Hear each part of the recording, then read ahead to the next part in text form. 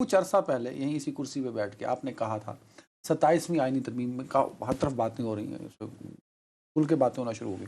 मैंने आपसे सवाल किया था, आपने कहा था नहीं, अगर 27वीं आईनी तरमीम होगी तो बार कौंसल्स के जो इलेक्शंस होंगे उसके बाद होगी। अब हफ्ते वाले दिन परसों तो उसके इंतखाबात हुए बार कौंसल्स के, अभी मुकम्मल नताइज नहीं आए, पर आपकी जो बात थी उसकी तस्दीक हो गई 27वीं आईनी तरमीम से। क्या कहा था पहले सुन लीजिए, फिर आगे बढ़े, सुनाइए।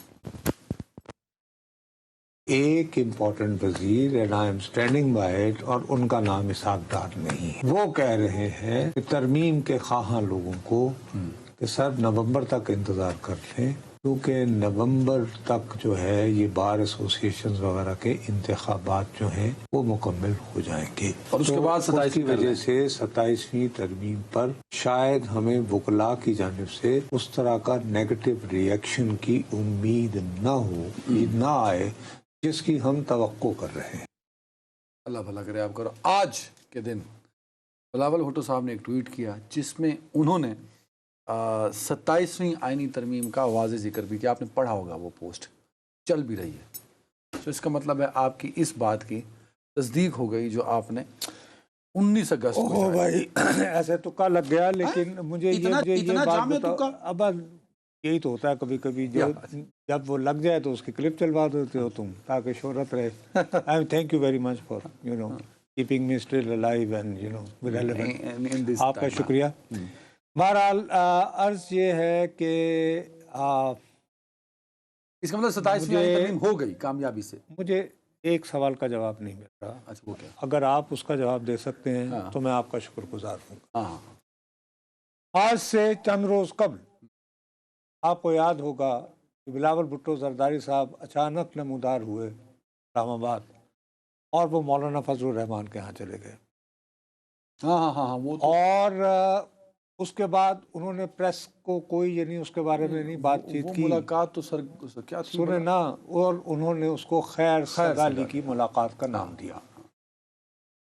मौलाना साहब ने उसमें बड़ी सख्ती से इस बात की तरदीद की, दो बातों की उन्होंने, क्योंकि हर एक ने 2 and 2 4 किया कि जी यार ये कहीं पीपल्स पार्टी अपोजिशन में जाने के लिए पर तो नहीं तोड़ रही।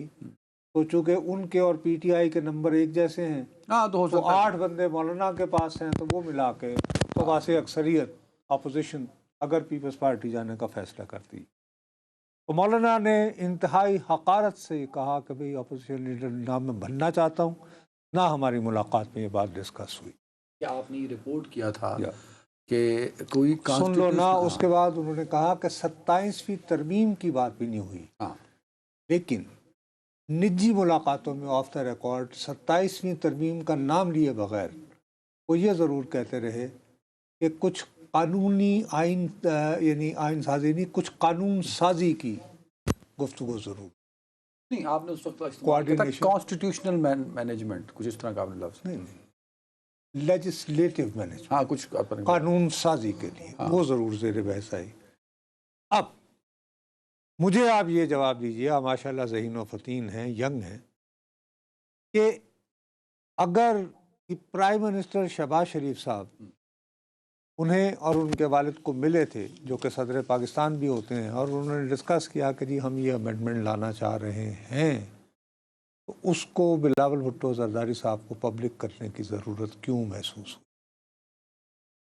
एक बतौर एक पार्टी चेयरमैन होते हुए कहा कि मैं कौम को एतमाद में लूँ कि यार ये होने जा रहा है, आइन आप हम सबका है ना, आइन किसी एक शख्स का तो नहीं। तो मौलाना फजलुर रहमान की बारी कौम को एतमाद में नहीं, मौलाना साहब ने ये बात ही ना की, वो वाकई ये खैर सगाली की मुलाकात हो तो मौलाना की तो अब ज़रूरत नहीं ना 27वीं तरमीम के लिए, है अभी भी। अच्छा चले, नहीं अब तो ज़रूरत नहीं है, अब तो यही 2 बिग प्लेयर है ना।